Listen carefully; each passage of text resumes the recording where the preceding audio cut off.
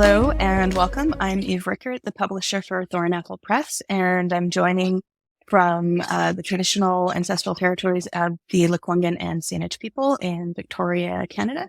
And I am thrilled to have with me Jessica Fern and David Cooley, who are the authors of the new book, Polywise, a deeper dive into navigating open relationships. You probably know Jessica as the author of Polysecure. So we're here to have a chat about their new book. Would the two of you like to introduce yourselves? Jessica? Yeah. Thank you, Eve. Hi, everyone. I am Jessica Fern. I am a psychotherapist and a relationship coach and an author. I am David Cooley and the creator of the Restorative relationship conversation model. So work with private clients working on conflict in their relationship, intimate relationships, and have a private practice in North Carolina, and co-author of Polywise. Great. Thanks so much, both of you, for joining me. So to start out, just tell us about this book. What is it and how did it come to be? And who should buy it? Technically, this is the first book I pitched to you that I thought would be my first book because it came out of working with clients, psychotherapy couples especially, who are exploring non-monogamy or already polyamorous and just trying to really make sense of the struggles that they were having. And the answers at time, kind of in the different non-monogamous cultures were sort of just like, well, jealousy is your problem, or you need better agreements. And those are important things, but they weren't sufficient. And so this was really my attempt to have that deeper dive, look at the roots of what is really going on. And so attachment was just one of the things that I sort of named as the challenges people were going through in their non-monogamous difficulties. And you suggested that was an entire book, which we did. And so Polywise is the other thing. What will people find inside this book? Sure, they'll find my work, which is sort of an extension of the work that you do, Jess, with people who are really struggling on new ways to handle conflict in their ethically non-monogamous or consensually non-monogamous relationships. There's a lot of tools, which is really exciting. Jessica's really packed this with a lot of resources for people that are struggling, a lot of amazing exercises throughout the book. There's a really big chapter on codependency and differentiation, which is one of my favorite chapters. I think one of the most accessible in many ways and applicable in many ways. There's a lot. David, you're, I understand that you were a co-author kind of throughout the book, but your biggest contribution was to the conflict chapter. Well, it was the conflict chapter where you introduced your restorative relationship conversation model. So I wondered if you could talk a little bit about that. And also, you both refer back to the Gottmans frequently in this book. And I know that the restorative relationship conversation shares a lot of features with some of the Gottmans processing tools. And so I wondered if you could talk about sort of shared lineages or any, relationship between those models. Yeah, absolutely. So the model that I've created is really based on primarily the principles that are in restorative justice. And that falls under umbrella of restorative practices more generally. And really what is at the heart of that for me is the importance and power of acknowledgement when there has been conflict. And so really putting the importance of when people have some kind of relational rupture, the capacity and willingness to create a space in which the harms that have happened in those ruptures can be named and there can be accountability taking. And so for me, the profundity of that realization and the kind of the ways in which that's just such a powerful axis around which conflict resolution can happen has been very centering. And so anywhere that I see principles that support that or techniques that support that process, I'm really interested in incorporating those. And so the restorative relationship conversation model is kind of like the CrossFit of conflict resolution. It's like, what works? I'll use it. And so the Gottmans are really amazing for giving us a solid understanding of kind of the underlying issues that can happen in intimate relationships. What are the repeated patterns that they've seen? I think it's one of the best researched branches of conflict resolution that I've ever encountered. And so there's just that kind of data is hard to dispute. And they really give people just a ton of practical communication skills that I think are really applicable to any kind of process where people are struggling with the way that they talk to each other when they're activated. So for me, it's just a really powerful tool. I don't have any personal connections with them as individuals, but I've always been a fan of their work and seen it as a tremendous resource. Jess, you talked about, that this book is meant to get at some of the roots of the problems that people have when they're opening up. Can you talk a little bit about like what are a couple of the key factors that trip people up? Yeah. So the first one that we talk about in the book is just making a paradigm change, right? It's quite a big undertaking to paradigm sort of create and define our reality and our emotional experience and our perception even. So to go from just the paradigm of monogamy to non-monogamy is pretty significant, right? And some people talk about the monogamy hangover, right? That's one of the things. Still to kind of having one foot or being rooted in a different paradigm. So we really kind of walk people through how to identify this paradigm, your paradigm. It could be other paradigms you're working with too, and steps to help support that kind of shift, right? And really living with a totally different set of roles, basically, on how you do love, sex, family, romance, life itself. So that's one. We have a chapter on troubleshooting, which I really love, of how to support people when there is this hesitancy, right, or reluctance of oh, my partner wants to be non-monogamous, or they want to change the type of non-monogamy that we're doing, and that partner's really struggling. And it's not about necessarily getting them to do what their partner wants to do, but how do you work with that struggle, right? What are resources, especially around parts work, we bring into that chapter to support people to have their clarity, right?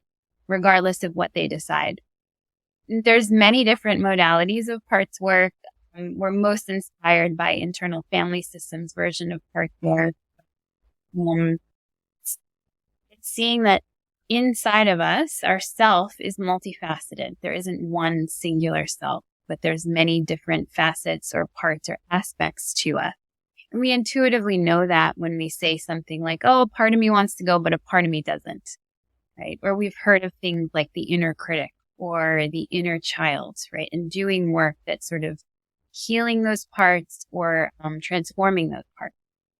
So one of the things that I learned in my work with clients was that people who were really struggling with certain CNM transition, I would say, what part of you is struggling, right? And it was fascinating because sometimes it was several parts, right?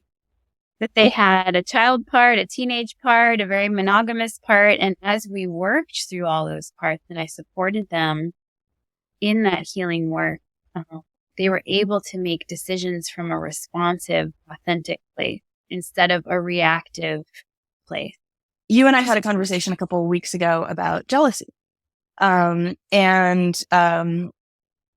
There were two things. I can't remember if they're both in this book or if one came out of somewhere else, but we were talking about the difference between jealousy and primal panic.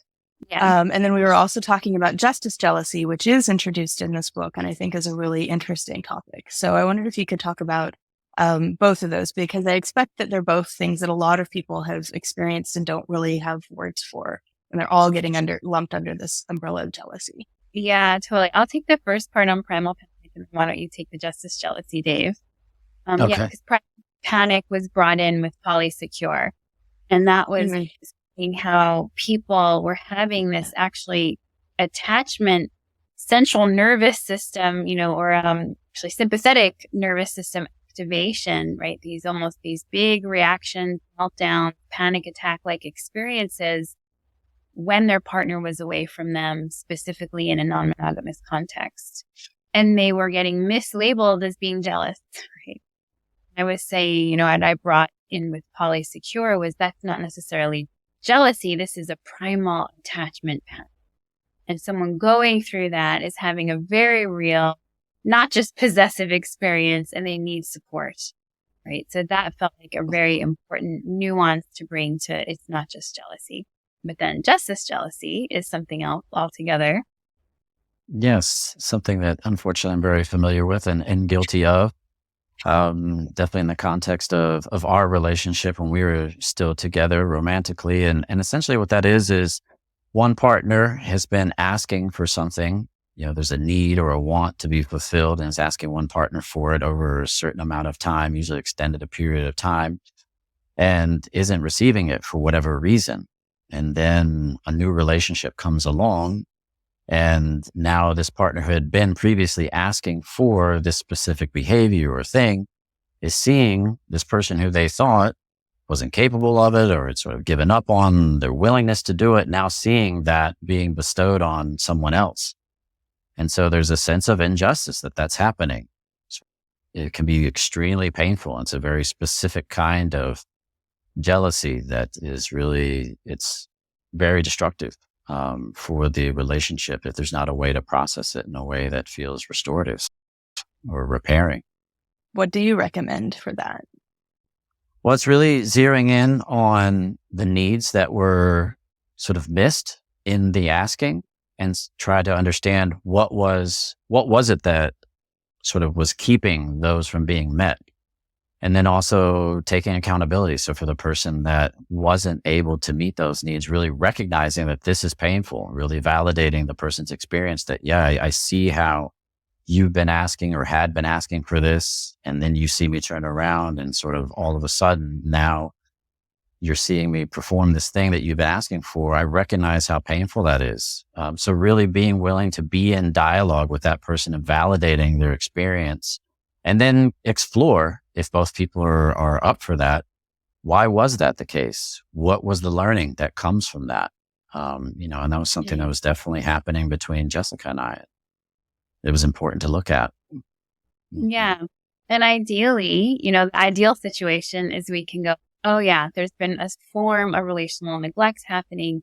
How do I now actually lean in and fill in that neglect in with, a different experience? But of course, that's not always the case. And sometimes it does end relationships because of this kind of dynamic. Yeah, I know that among sort of the old school non-monogamy literature and wide, mainstream non-monogamous communities, that jealousy, any kind of jealousy, tends to be viewed as the problem of the person feeling the emotion. So, I mean, it sounds like in your description of justice jealousy, you're saying like very much like, no, there's a real relationship problem happening here. And the person who is triggering whose behaviors are triggering the emotion needs to kind of get involved in repair.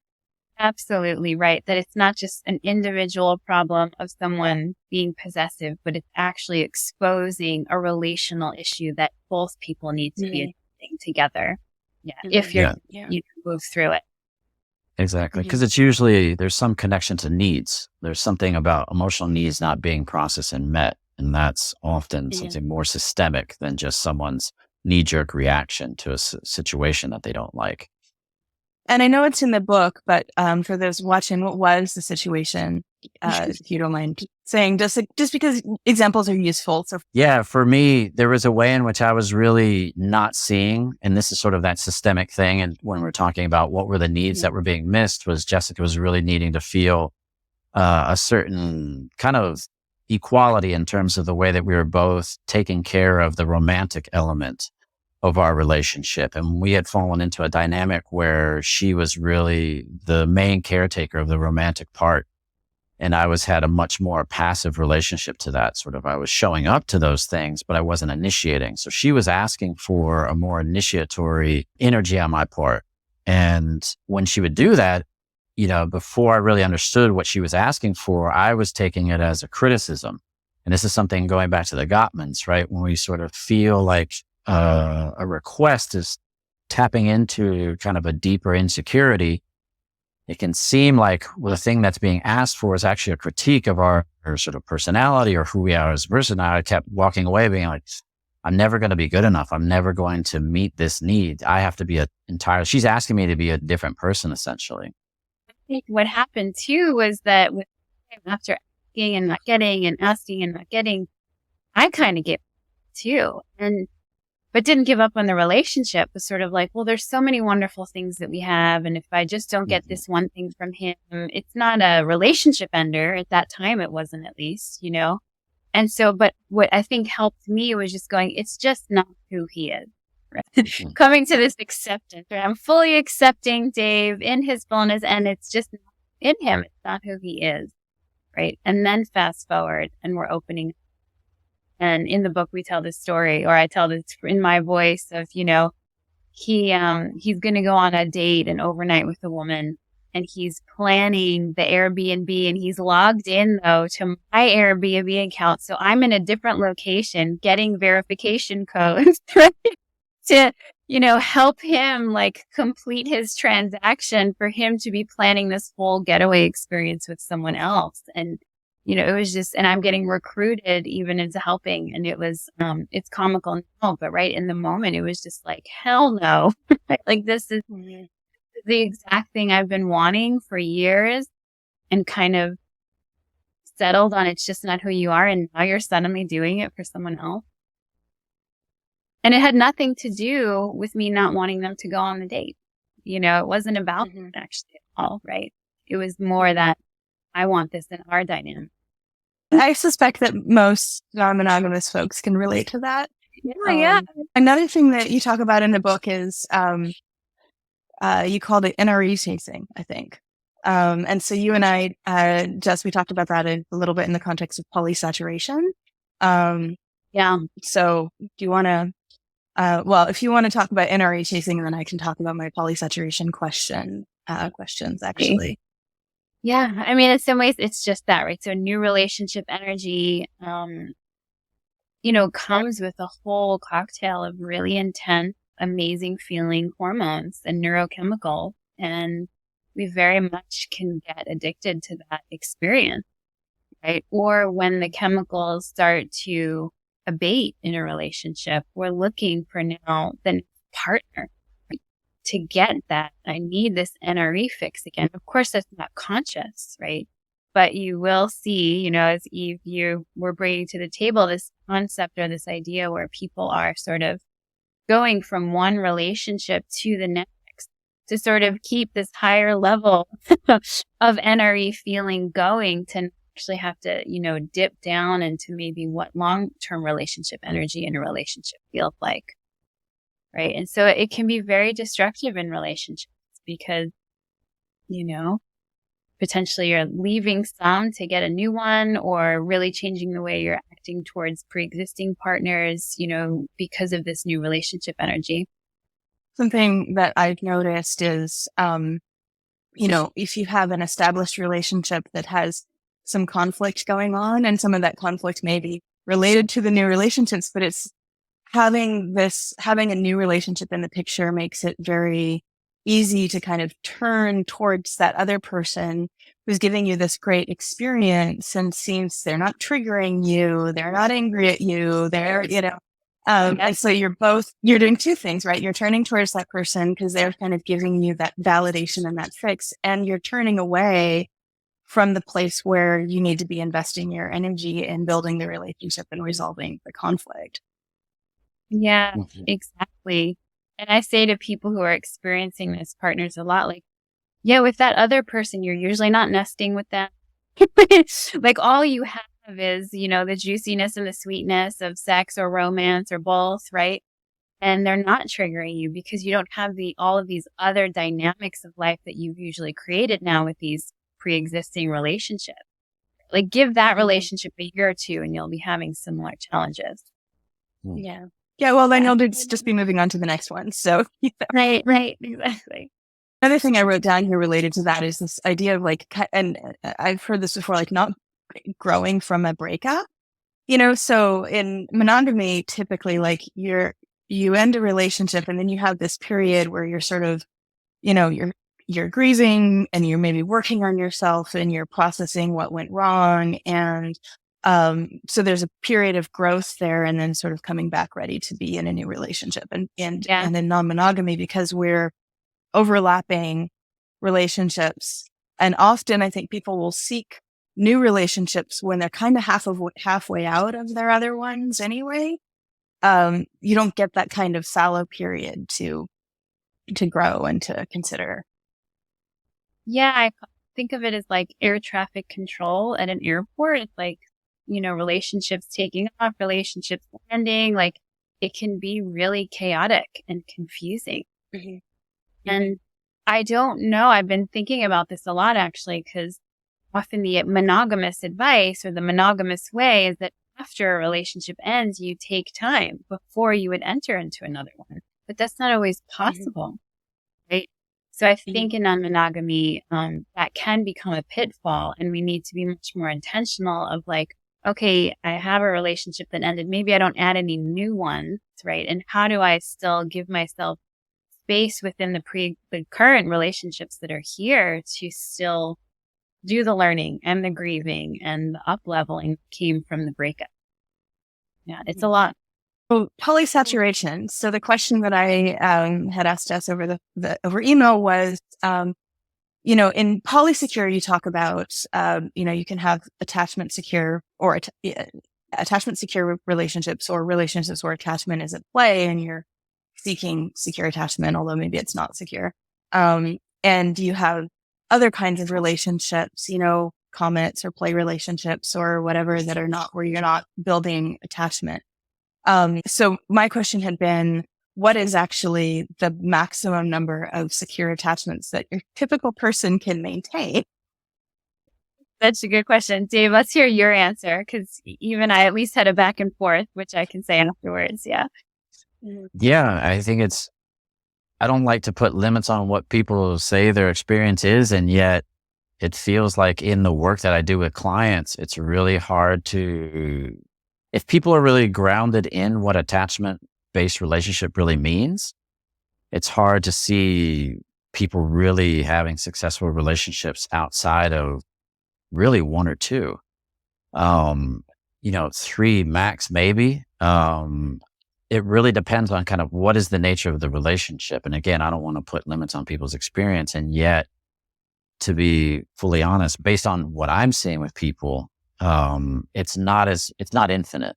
And it's definitely kind of in the realm of, okay, few strong ones here, 2 strong ones here, and then sort of another one potentially. But after that, it starts to really break down. Yeah, I agree. I mean, similarly, like, I don't want to say what people can and can't do, just based on what I've seen, right? I've yet to see someone have more, and we're talking about attachment-based relationships. I like what you said, Dave. If we really are kind of grokking what that means to us and the investment that requires, there is a limit before bringing in new attachment relationships starts to really compromise the attachment system in at play. And so I see people really successfully holding down 2 attachment-based relationships. I've seen that with a lot of success, and I can say that with confidence. And then crossing that 2 to 3rd attachment-based partner, it starts to get, a little iffy and blurry for sure. Yeah, just so many factors matter too. Like, do you work or not? Do you have children? Or what's your health status? Right? All of these different things. Or you have multi-generational people in your home, all of that plays a factor as well. Yeah. And also I think it's really the relationships that are able to sustain more are the ones that have been around longer. And so it's kind of, there's a grounded sense that there's time and security built up in those first relationships. And then sort of moving from that is where that successful kind of third relationship can fit. But it's really when there's been 2 that's got kind of a significant amount of time. And again, that's not one size fits all analysis, but it's definitely what I've seen in practice. Yeah. Mm-hmm. Eve, do you want to say what you've seen? Yeah. Well, my observation has been, the same, that like the vast majority of people max out at 2. And there may be some outliers, but if you're watching this video and you think that you are going to be an outlier, you're probably not, because if you have a job or hobbies or, if you do anything other than your relationships, you're probably not going to be able to do more than 2 secure relationships. And it seems to me that, this is where a lot of people get tripped up with sort of expectation again, you have a couple of relationships that seem okay, so you think you can have more, but then that relationship wants to be attachment secure and you just don't have the bandwidth for it. And I think this is something that people don't want to acknowledge, that we have to choose in polyamory, right? Right. Like if you are going to build security with 2 people, you are going to have to choose not to offer security to anyone else if you want to be a safe base for those people. And, we're sort of sold this idea that, actually there's a blog post about this by a friend of mine that I love that, maybe I'll put it in the show notes, but, or the description, but, that we don't have to choose, that when love touches your life, you can grow that love because, love is limitless, whatever. But actually, we do have to say no, and we will say no. It's just that we may not do it with our words. We may do it with our actions. And I think that this is so much of the pain that we see is like people are saying no with their actions. They're saying no through relational neglect, through not nurturing their attachment bonds. And they're making a choice that is very clear to their partners, but they're not acknowledging it. Yeah, exactly. And it's kind of reconciling the paradox in our own self, right? That, and my heart is infinite. I could love 5 or 6 or 7 partners, but I don't have the bandwidth for that many partners.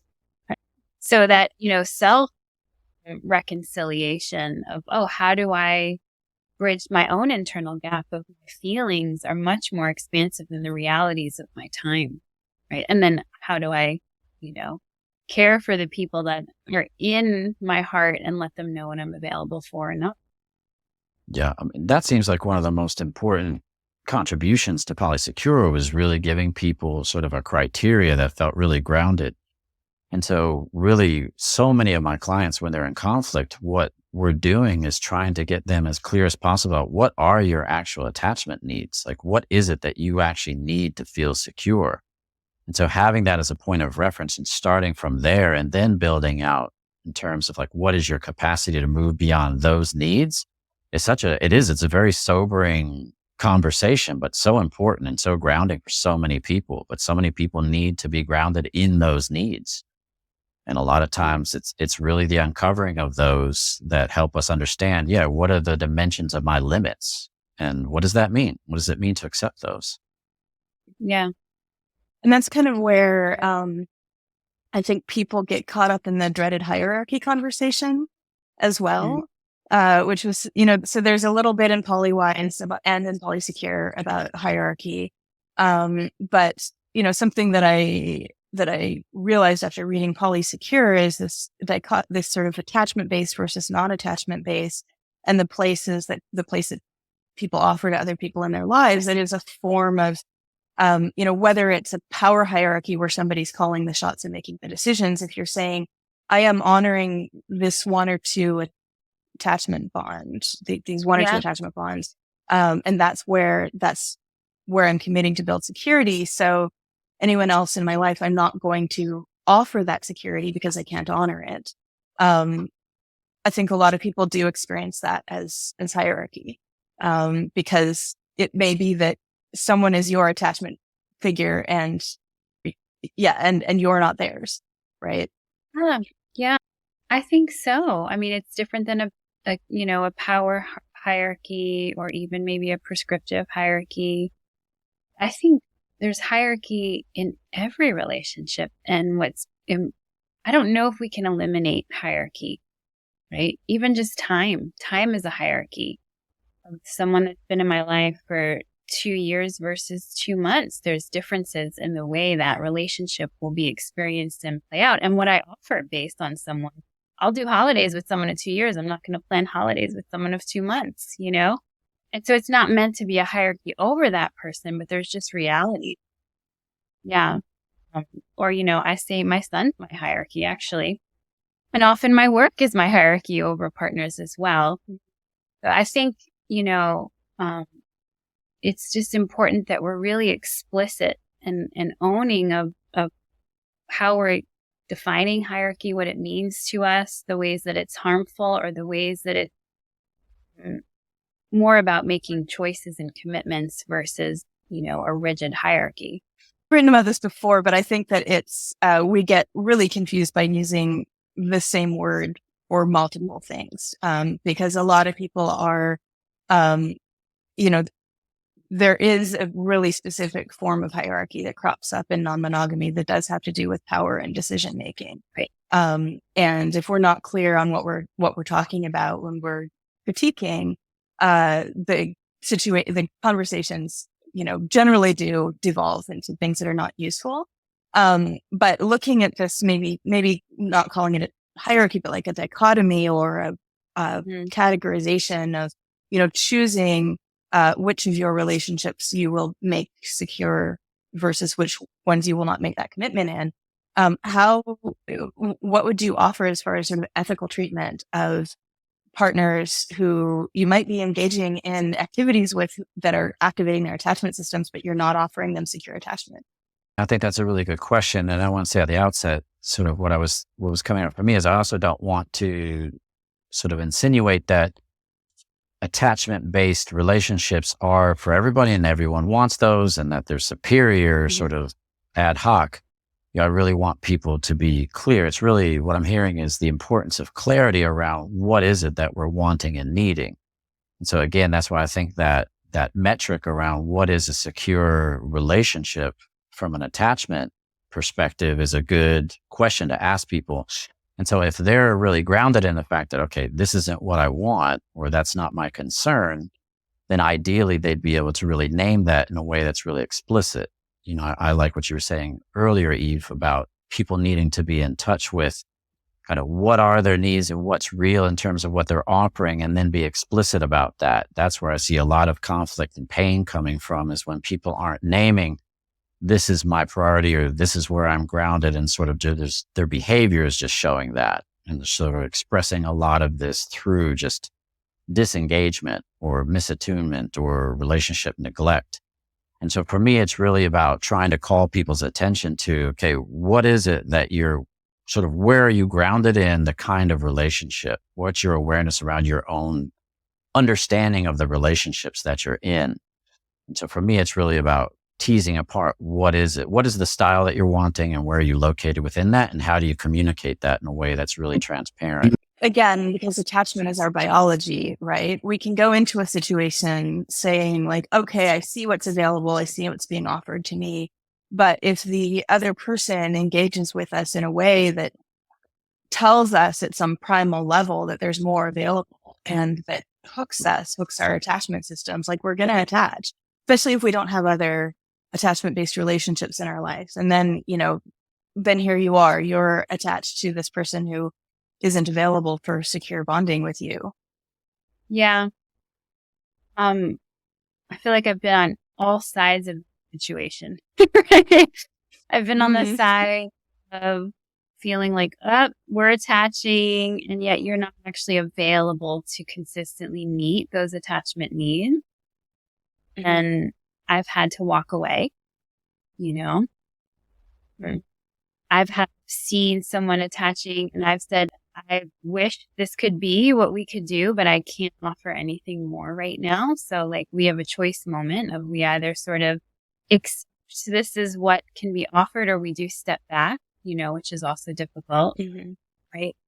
Or I've had we're attaching, and we thought maybe we wouldn't be able to meet those needs because we have other situations that have come before each other, and been really surprised that it was like, let's hang in here and really see how we can be more creative with meeting these attachment needs. You know, and some of that takes, you know, patience, a lot of conversation, but it's actually been successful too. So So I'm curious how many attachment-based relationships the two of you each have right now, if you want to say. No, but it's interesting to define it, right? Because I feel like we're an Right. attachment-based relationship, Dave and I. Our son is an attachment-based relationship, right? And then we each have one partner. Right? So in terms of adults, it feels like I have Dave and I have my partner that doesn't live in our house, and he has his one partner that we would define as, deeply invested attachment-based commitment level, right? Mm-hmm. What about, there's lots of folks you'll see out there who have, 3, 4, 5 partners.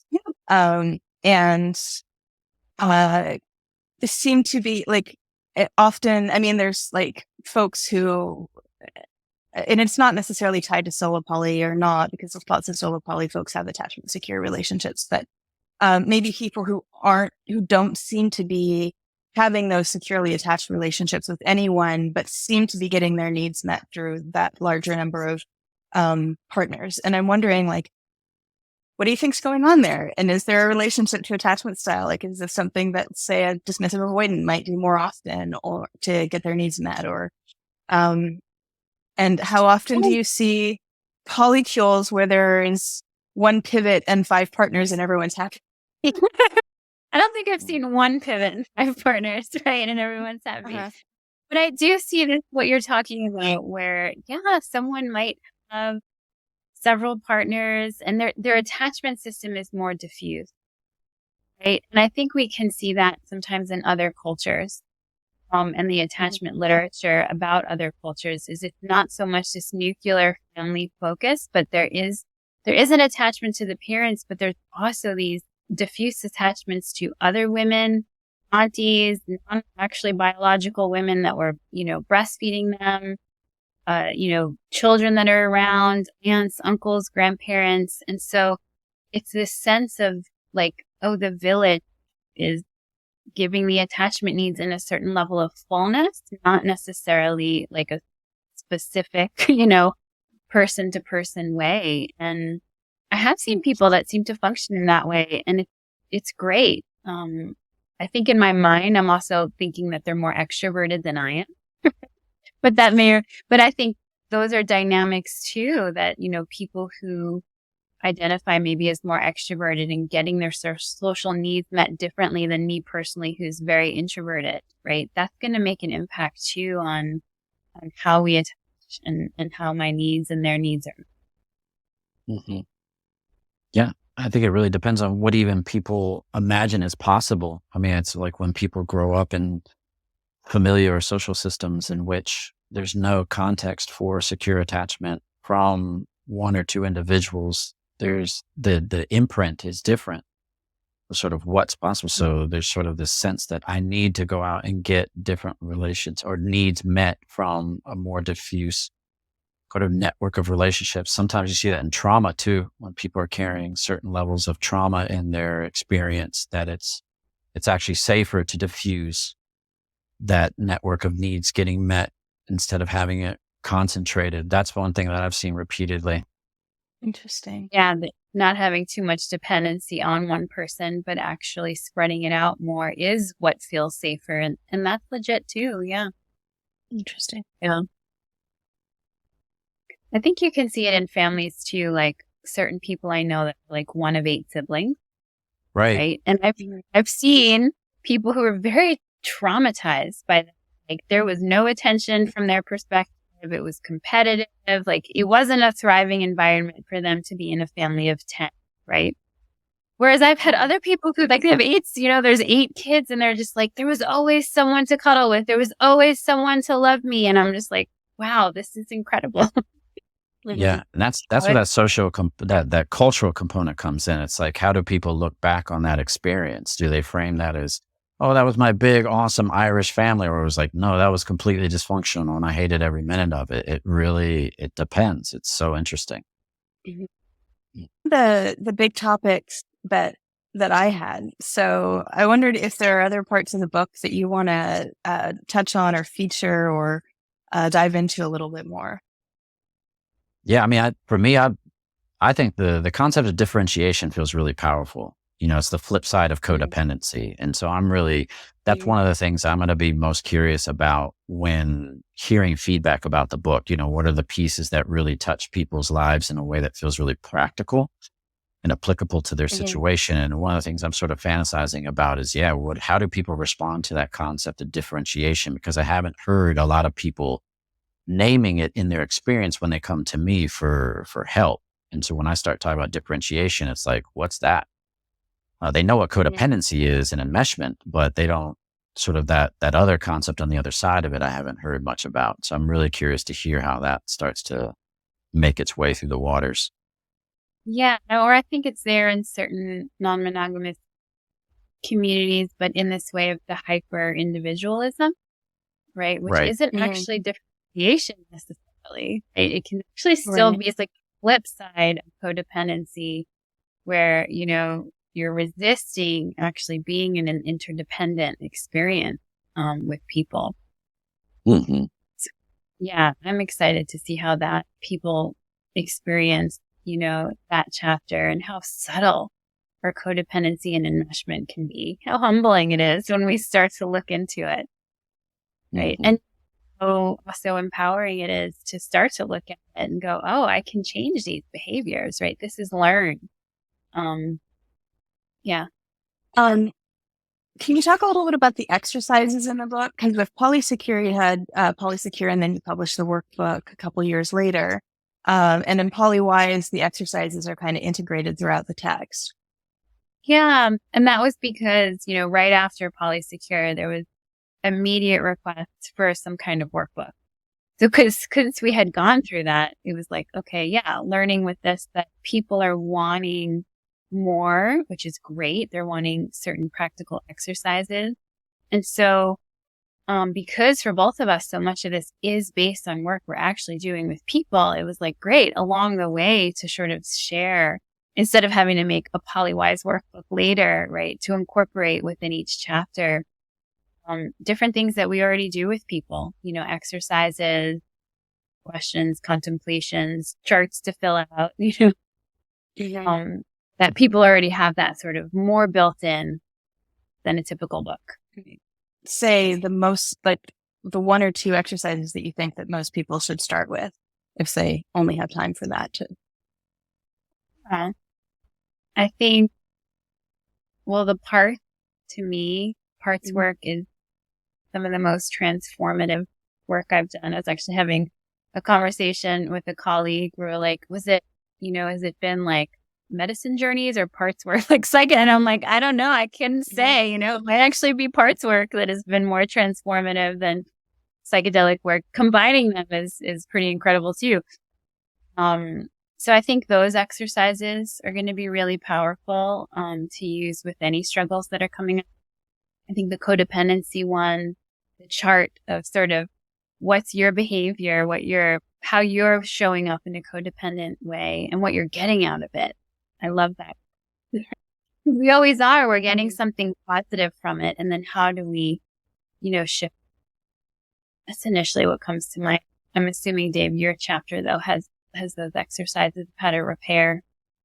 Yeah, I think it really depends. It depends on the relationship and what the needs are. Like I can see, and that's kind of why we were trying to hit sort of a broader spectrum of possibilities, just because people are coming with such different things, different needs. I mean, I love the exercise on deconstructing sort of what are the lingering elements of the monogamous paradigm that still sort of we experience cropping up in our current relationships. Like, how do you make a paradigm shift from one to the other? Like, for me, that's a fascinating question. It's not something I think we do very intentionally in a lot of ways. So I'm curious about, how do we learn how to make a paradigm shift and really excavate the pieces of that paradigm that still impact the relationships we're wanting to have, even though we're recognizing this is not a value set that I'm really in alignment with, and yet I really feel its influence on my lived experience. It's interesting too, once you make that paradigm shift, it can be really hard to go back, even if you choose to go back to having only one partner.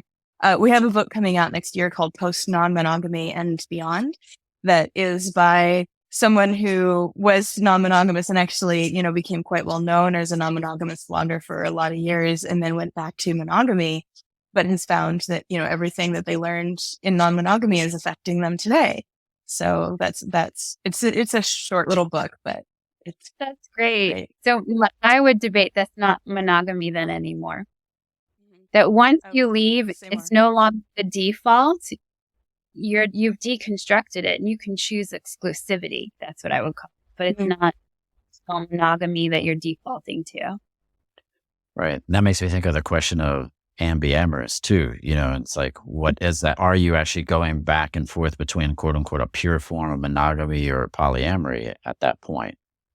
And that's where I think the last chapter is really exciting. Is like, where can you get to in terms of your journey and your relationship to the definitions of your own experience? Like, is it the definition? Is it the construct that you're relating to, or is it the lived experience? And where do you want to be? And so for me, it's a fascinating question. Well, can you talk a little bit about, like when people, I know that you see in your offices the people who are struggling, but just sort of like rates and real prognosis, like how many people actually make it through this transition and come out the other side in happy, healthy, non-monogamous relationships? And how many people tend to go back to monogamy or exclusivity or, whatever they choose? Yeah. I couldn't put a number. I couldn't quantify that. Because of course we're seeing biased populations as well, but we are seeing biased populations towards people that are really struggling. And a lot of those people really make it through. Right. So, it so depends on where they show up for support on their journey and then the quality of support that they're getting. All of those factors make a difference. But I think both are true that, many relationships don't make it being non-monogamous, but we know that over half don't make it being monogamous. So, right? And I do see many partnerships that really do thrive in polyamory, but I don't have numbers. I think for me, I'm very explicit about this when I work with people. Is my goal is not to keep people together. My goal is to help them reach their clarity about what they're really needing. And sometimes that means that the relationship shouldn't, based on those articulated needs, stay as it is. Sometimes that leads people to completely sort of change and dissolve that relationship or modify it in a way that actually now it works better. And that's a really cool feature of a lot of relationships that I see that come in feeling stuck and quote unquote broken. And then through the work of exploring themselves in relationship to each other, that they emerge with a better model. And it's often not what they thought they were going to come out with from the beginning of the work. And so I love that possibility of something new emerging out of something that wasn't working. And again, sometimes that means a total disillusion of the connection, but other times it means something really cool that they wouldn't have seen otherwise. So yeah, it's hard to put a number on something like that. What do you recommend? Like, if you have just for someone who they've started this non-monogamous thing, they've been doing it a while, and maybe they haven't had this book, and they're in a state of emergency now, right? And like, there's primal panic, there's jealousy, there's maybe like it's just a mess, and feelings are high, and like it's hard to even like think about like doing going through a 300-page book with a bunch of exercises. Like, what's the first thing? What would you recommend that one of those people or that couple or group will do first? Yeah, I would say start with a therapist. Yeah. Sorry. So I would say start with safety. Try to get to a baseline of safety in your communication. Like, without safety, there's nothing. And so at that point, it's not about intimacy anymore. It's just about how do you create a baseline of interactions that actually leave your nervous system feeling okay, or at least not more traumatized. And so it's really about sharpening and honing in on what safety feels like for those individuals in that constellation. And so setting the expectations really sort of acutely around that concept of safety. For some people, that's the game changer, is that they can sort of compartmentalize safety and intimacy and recognize, okay, this is where we are. This is okay. This is an acute phase, but this is where we're going to be grounded in our efforts right now.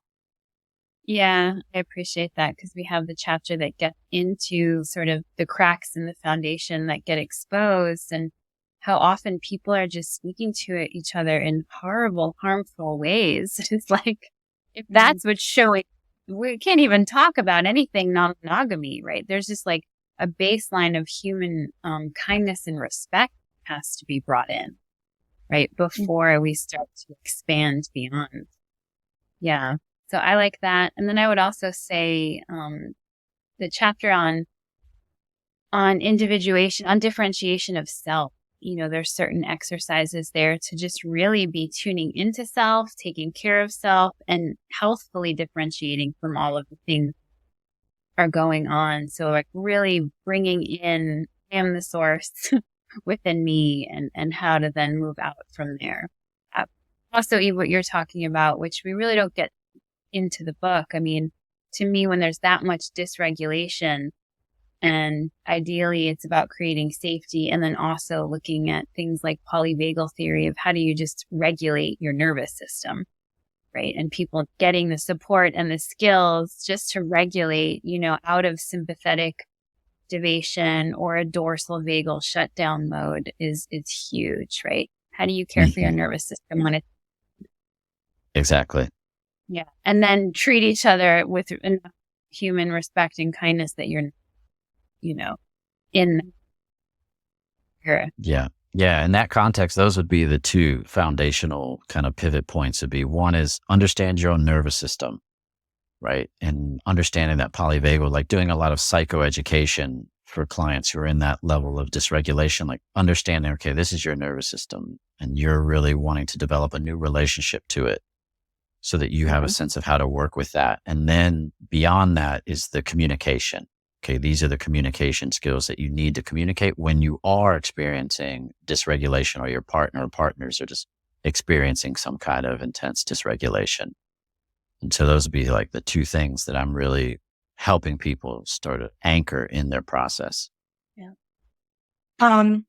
Something else that you just reminded me of that's in this book that I think is also can be a hot button topic is the idea of what you call temporary vessels, or, breaks or pauses in either dating or other relationships. And can you talk a little bit more about that? Like what sort of the options are that you propose, and what the situations are that you might propose them in?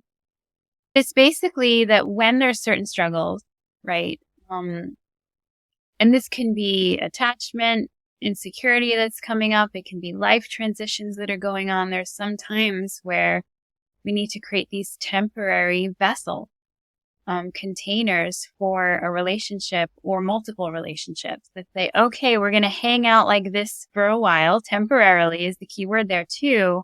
There is a structure here so that like we can acclimate, that our nervous systems can adjust, that we can catch up, that we can breathe, right? And we pick a certain amount of time that we're going to do these certain amount of things and do these amount of things. And then we get to that time and we reassess. Okay, are we going to expand out of this vessel, or do we keep it for another period of time? And so really what matters most is I don't tell people the vessel they're supposed to have. They're going to define what that is, for them. And case by case, always so different. But, in the book, we do give a handful of vessels that people can at least sort of launch off of, right? And the classic one we see, which can cause a lot of challenges, two people just completely close up and sort of get rid of relationships. That's usually not one that I actually recommend. But there's ways to do polyfidelity, or there's ways to pause and not introduce new partners for a while, or to take a break with certain aspects of certain relationships if everyone is consenting to that. Yeah. And I've also seen when people are just starting out, we might not call it a vessel, but there's a way of like phasing into it, right? That, okay, we're going to do this first. And then, it's very common, right? People have to sort of graduate to overnights. You don't start usually at overnights. You don't start at vacations with people, right? First, it's just like, okay, there's dating, then getting in a relationship, then we have overnight, because it's a big thing to adjust to this paradigm. Do you see people who have been, even people who've been non-monogamous for a while, struggle with those transitions in their current relationships? Yeah, absolutely. And sometimes it's so mysterious to them. They're like, I've been doing this such a long time, and then suddenly there's like a new partner that comes into the picture that just activates something for them or threatens the certain constellation of relationships in a way that didn't happen. Or sometimes, our partner, we've felt like we've been on the same page for a decade, and then our partner just starts making certain decisions based on a new relationship that's really surprising, right? We don't like who they're showing up as anymore. Yeah, so I definitely see people who struggle with certain transitions, or that they have been really situated in a certain style of non-monogamy for a long time that they were very comfortable in, and they were doing it. And then they try to change their style of non-monogamy, and it can be really hard because it requires new things. I can imagine that it might be more challenging to get someone who's been doing non-monogamy for a while or even a long time to actually be like, oh, you should read this book and we should do these exercises. Maybe we need to slow down.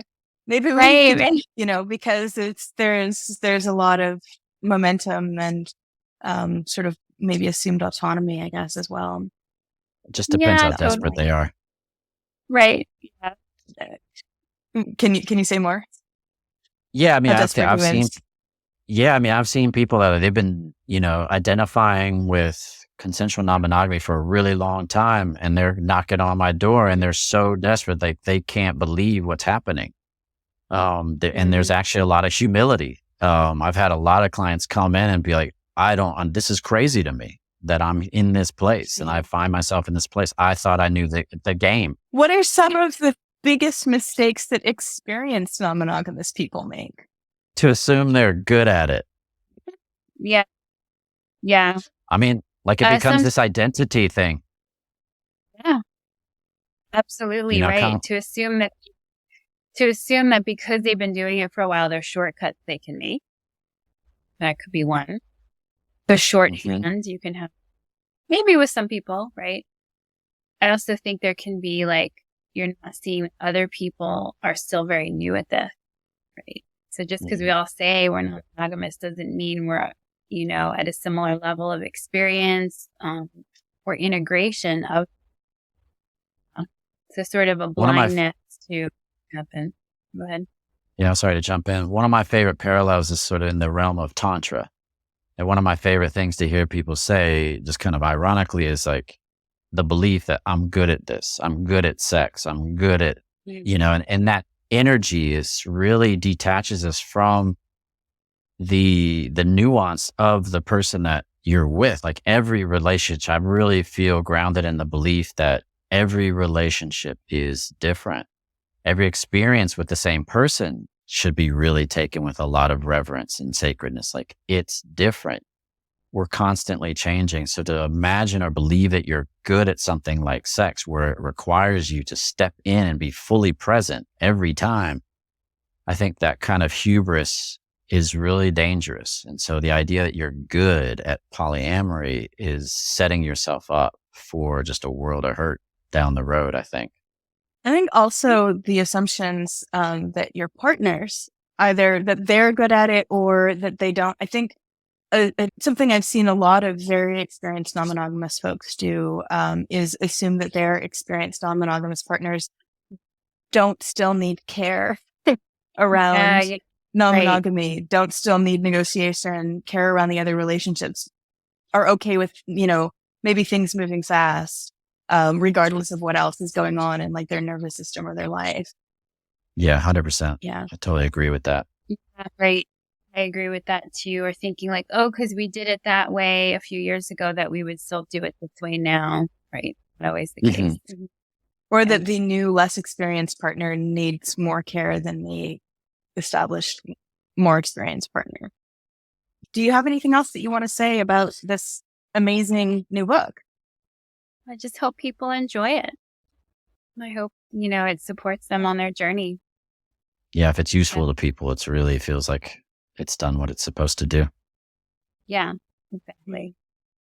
And I want to congratulate you on this really impressive body of work. I have it sitting right here just for the last 3 years. This is Polywise, the Hearts of Being Polysecure, which is the poster of the HEART acronym. There's the Polysecure workbook, which came out a year ago. And of course, Polysecure, the blockbuster. So you want to say anything about your next project? Yeah, we don't have a title for this next project. But it's going to be not about non-monogamy. It's going to be about inner parts work and looking at shame and our inner critic and the ways that we escape. And so this is what I've seen as sort of this threshold. I believe people need to step through in order to really start living authentically, that when we're really stuck within these parts of shame and the inner critic and the ways we escape, we're sort of living in a reactive way. And that when people work through these parts, it's life-changing. So I'm excited to have something that is a deeper inner work and also a larger, more general audience. Great. Yeah. I'm excited too. Can't wait to see it. Dave, how about you? What do you have on the go? Well, anything? Right. I mean, we're going to be tag teaming this next book, so I'm excited to jump back into the collaborative spirit again. It's so much fun and satisfying working with Jessica. And so this is really going to be, aside from working with clients and offering I'm doing some local work with men's groups into focusing, and actually a lot of the work that we're planning on utilizing for the book is going to be co-related. So it's going to be exciting to kind of start workshopping that locally. Okay. And where can people find you? So they can find me at restorative.relationship.com. And people can find me at jessicafern.com. And I am on Instagram, and I occasionally post a picture. Great. And all of their books can be found at thornapplepress.ca. So thank you, Eve. Great. Well, thank you both so much. And looking forward to doing this again in a year or so. Awesome. Great. Thanks, Eve. Thanks for having us. All right.